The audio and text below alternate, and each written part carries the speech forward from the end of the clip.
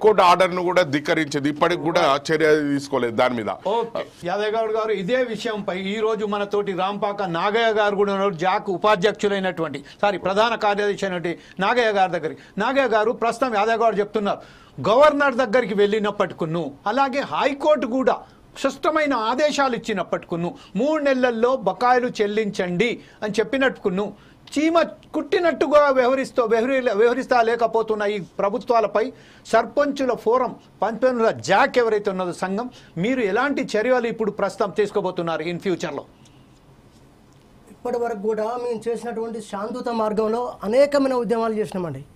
మామూలు ఉద్యమాలు కాదు, శాంతియుత మార్గంలో, గాంధేయ మార్గంలో, ఉద్యమ రూపంలో ప్రభుత్వానికి కనువిప్పుగా లే విధంగా మా యొక్క కార్యాచరణ ఉన్నది. ఆయన కూడా తెలియపరిచినా కూడా రేపో మాపో అని కాలయాపన చేసుకుంటూ ఆత్మహత్యలు చేసుకునే స్థితికి ఈనాడు తెలంగాణ రాష్ట్రంలో సర్పంచులు వచ్చారు. అంటే ఏ రోజు కూడా సర్పంచ్ అనే వ్యక్తి ఆత్మహత్య చేసుకునే పరిస్థితి చరిత్రలో ఉన్నట్టు లేదు. రెండోది, అప్పుల పాలే రోడ్డు ఎక్కిన పరిస్థితి తెలంగాణ చరిత్రలో కాదు, మొత్తం భారతదేశంలో ఏ సర్పంచ్ కూడా లేదు సార్. కానీ ఈతోటి దుర్మార్గమైన పరిస్థితి మన తెలంగాణ రాష్ట్రానికి వచ్చినందుకు చాలా బాధపడుతున్నాం. ఇప్పటికీ మేము చేసినటువంటి ఉద్యమాల ద్వారా, అనేక కార్యక్రమాల ద్వారా ప్రభుత్వానికి తెలియపరిచినాం. కానీ వాళ్ళు ఏమంటా ఉన్నారంటే ప్రతిసారి కూడా గతంలో చేసిన ప్రభుత్వం కదా, గత ప్రభుత్వంలో మీరు పనులు చేశారు కదా, గత ముఖ్యమంత్రి వేయాలి కదా అని చెప్పేసి నేటి ముఖ్యమంత్రి గారు రేవంత్ రెడ్డి గారు అంటూ ఉన్నారు. మేము జాయింట్ యాక్షన్ కమిటీ తరఫున ఇప్పుడున్నటువంటి ప్రస్తుతం ముఖ్యమంత్రి గారికి మేము తెలియపరిచేది ఒకటే, గత ప్రభుత్వం అంటే గత ప్రభుత్వం పరిపాలన అధికారంలో ఉంటే గత ప్రభుత్వం మేము నిలదీస్తామా, తీసుకుంటామా, మా సమస్య పరిష్కరించుకునే వాళ్ళం. అధికారం మీ చేతిలో పెట్టి బిల్లులు వాళ్ళని ఏమంటే వాళ్ళు ఎట్లా ఇస్తారండి? అందుకే మేము ఏమంటున్నామంటే ఇప్పటికి కూడా మీరు కనువిప్పగలిగే విధంగా మీరు ఆలోచన చేయండి. ఇక్కడ రాజకీయాలకు అతీతంగా కమ్యూనిస్టు పార్టీలు ఉన్నారు, బీజేపీ సర్పంచులు ఉన్నారు, బీఆర్ఎస్ సర్పంచులు ఉన్నారు, కాంగ్రెస్ సర్పంచులు ఉన్నారు, వివిధ పార్టీల అన్ని పార్టీల ఇండిపెండెంట్ వాళ్ళు ఉన్నారు, అన్ని రకాల సర్పంచులు ఈ రాష్ట్రంలో ఉన్నారు. మేమేంటంటే మా ఇంటి కోసమో లేకపోతే మా అవసరాల కోసమో మా స్వార్థప్రాయాల సొంత ప్రాయాల కోసం మేము అభివృద్ధి చేయలేదు. ఎందుకంటే ప్రభుత్వ యంత్రాంగం, అధికారులు, ప్రభుత్వం ఏదైనా, పాలకులు ఎవరైనా అధికార యంత్రాంగం ఒత్తిడి చేయించి మా మీద బలవంతంగా పనులు చేయాలని చెప్తే మేము పోటీపడి, ఎట్లా అంటే భారతదేశంలో ఒక అగ్రగామిగా తెలంగాణ రాష్ట్రం నిలబడ్డదంటే ఇలా గ్రామంలో పల్లెలు అభివృద్ధి చెందినాయి. పల్లెలు అభివృద్ధి చెందినంటే మా యొక్క కీలక పాత్ర ఉన్నది. ఇలా తెలంగాణ రాష్ట్రానికి 19 అవార్డులు, భారతదేశంలోన 20 అవార్డులు ఉంటే 19 అవార్డులు తెలంగాణ రాష్ట్రంలో తీసుకొచ్చినటువంటి చరిత్ర 2019, 2024 పరిపాలించినటువంటి సర్పంచుల యొక్క పని విధానం.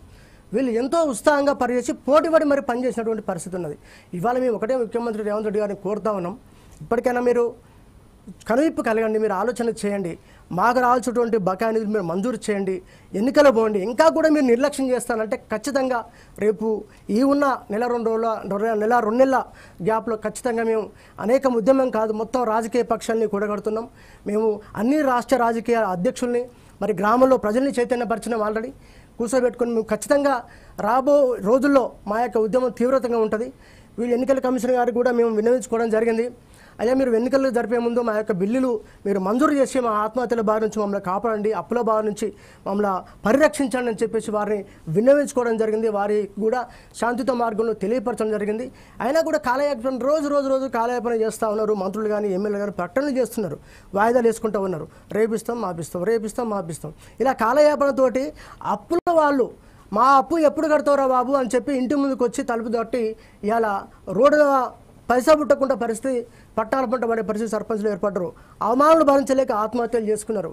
ఇటువంటి దౌర్భాగ్యమైన స్థితిలో ఈ రాష్ట్రం ఉన్నందుకు ప్రభుత్వం కూడా ఆలోచించాలి. ఎందుకంటే ఈ రాష్ట్రంలో సర్పంచులందరూ కూడా అన్ని పార్టీల సర్పంచులు ఉంటారు కాబట్టి కొంచెం వాళ్ళ మనోభావాలు దెబ్బతినకుండా వారి ఆత్మహత్య నుంచి కాపాడి బిల్లులు మంజూరు చేయాలి.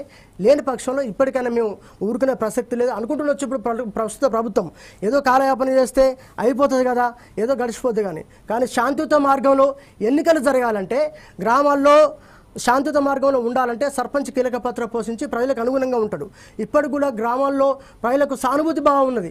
అయ్యో పలానా సర్పంచ్ మా గ్రామాల అభివృద్ధి కోసం ఇంత డెవలప్మెంట్ పనులు పెట్టి ఇన్ని సీసీ రోడ్లు పోసిండు, ఇన్ని అభివృద్ధి పనులు చేసిండు, ఇలా అప్పుల పనులే రోడ్లు పడ్డాడు మన కోసం అని చెప్పేసి ప్రజలు ఇలా ఆలోచన చేస్తూ ఉన్నారు. మేధావి వర్గాలు ఆలోచన చేస్తూ ఉన్నారు, అన్ని రాజకీయ పార్టీలు కూడా ఆలోచన చేస్తూ ఉన్నారు. అందుకనే మేము ముఖ్యమంత్రి గారిని కోరుతా ఉన్నాం, మీ ద్వారా ఇప్పటికైనా ముఖ్యమంత్రి గారు ఒక ఆలోచన చేసి మాకు రావాల్సిన బకాయి అనేది ఇవ్వకపోతే మాత్రం మా యొక్క ఉద్యమ తీవ్రత చేసి ప్రభుత్వానికి కనువిప్పగలిగే విధంగా మా యొక్క పోరాటం ఉంటుంది. అందుకని ఆలోచించమని చెప్పేసి మేము వీడియో ద్వారా